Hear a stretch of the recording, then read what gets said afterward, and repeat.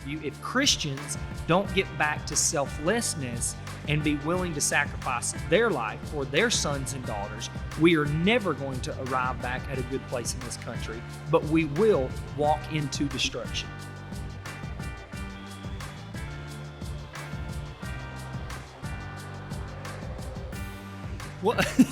Well, here, let's start right here. Let's start right here. You want to talk about the most? I'm not an issue voter.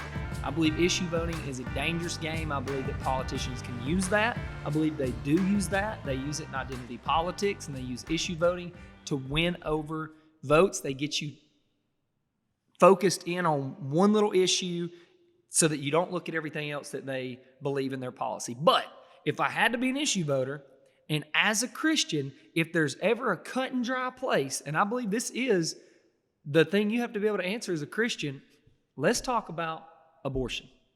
Let's talk about abortion. It blows my mind when I talk to a Christian about their issue with Donald Trump's tweets. I have an issue with his tweets sometimes too. But that they can sit there, like you said, on their self-righteous pedestal and talk about his tweets and all these other things.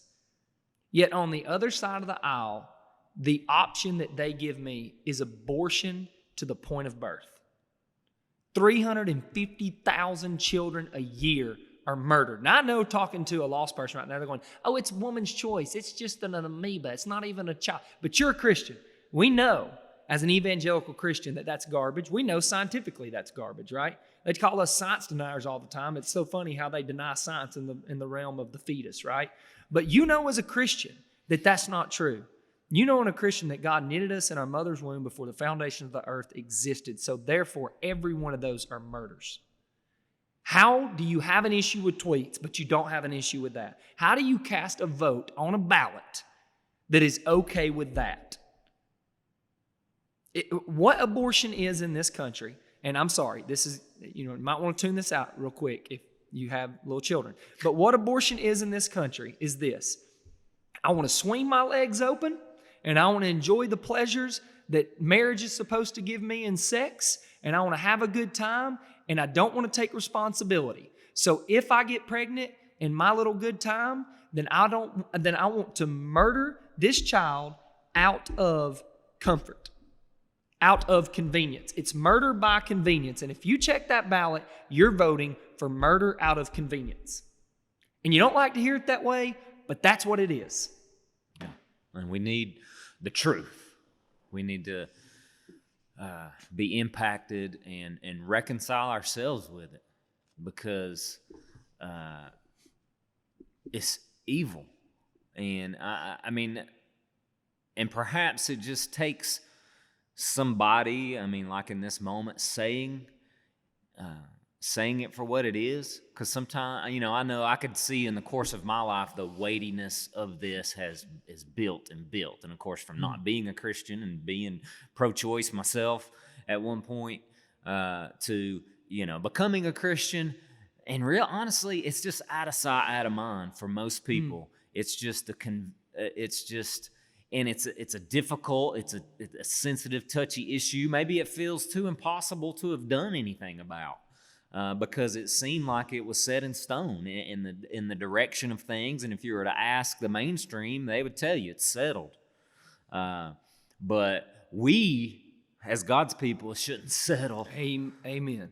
For the murder of all these innocent children every year. And if you want a biblical framework as well, look and see in the Bible where the murder of babies happened and who was responsible for the mass murder of children. It was the godless pagan nations that surrounded Israel that God called them out of to not be like those people. And the ones he called to go into the promised land and annihilate.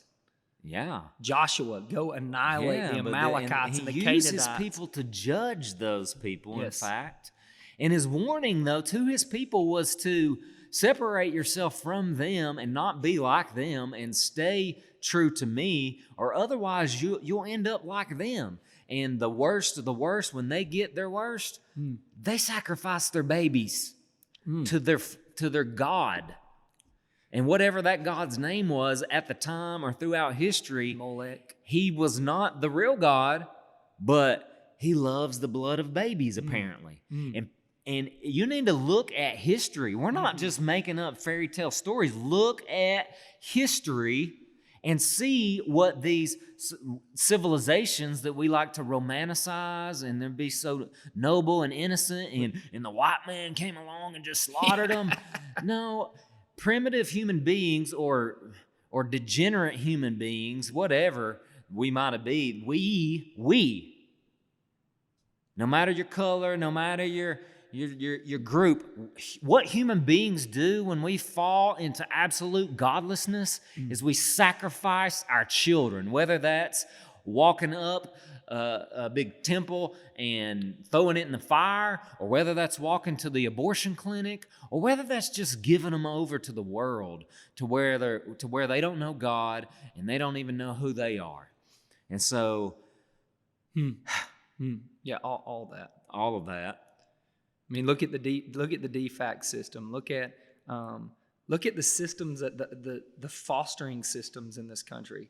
Look, I mean, there is we're not going to go here because we're going to talk about cultural Marxism next week. So we're not going to go here and how that is a ploy of wicked people to get children into government institutions to be able to train them up in the ways that they desire them to be. That's next week. Tune in. That's a commercial. Tune in next week for cultural Marxism.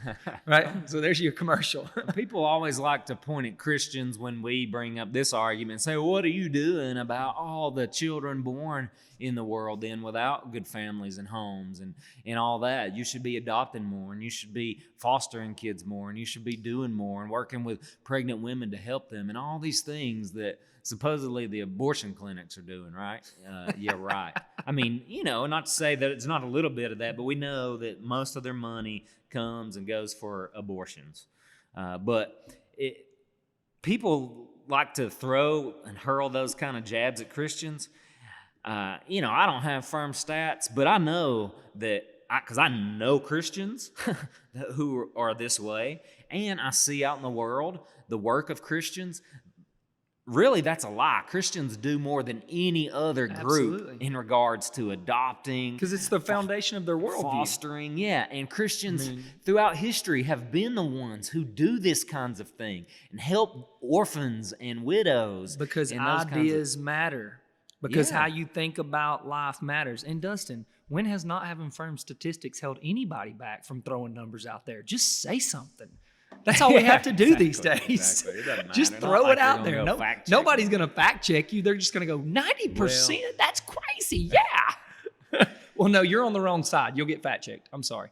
I'm wrong. But even like in our views of marriage and family that they would want to undermine as being patriarchal or old-fashioned or too traditional and all these things. We value this because we value the right environment for a child, a new life to come into and be led into adulthood. And so the Christian worldview has the best place to stand. We're consistent throughout. Okay, we're not for people having babies and then just totally neglecting and forsaking them. No, we're for the nuclear family, unlike BLM's website. This is not necessarily an abortion argument, but go look at the BLM website. They're for tearing down the nuclear family.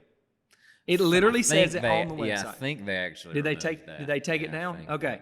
It was up there for a very long time. I got a screenshot of it. I'll give it to you because I took the screenshot. Yeah, that of one it. proved to be controversial. Imagine that. Yeah. So and what one last thing on this subject.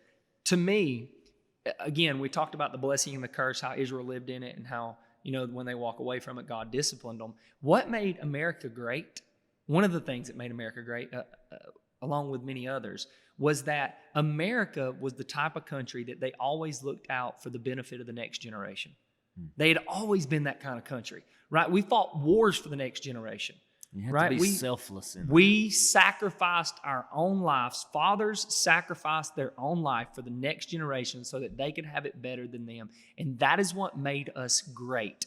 And then after World War II, you see all these things happening, the sexual revolution and a embodiment of selfishness. I'm going to pursue myself. I'm going to abandon my family. And then the next generation is raised up learning more about selfishness than selflessness. And if we don't get back to selflessness, which the world's never going to go there, that's not their worldview. It's not the foundation of their worldview. If Christians don't get back to selflessness and be willing to sacrifice their life for their sons and daughters, we are never going to arrive back at a good place in this country, but we will walk into destruction.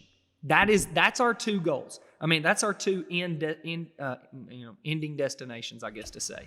You can start to be selfless again, and you can give up your life for the next generation, or you can continue in selfishness and you can forget about the next generation having a life. But we're heading in that direction really fast. Really fast.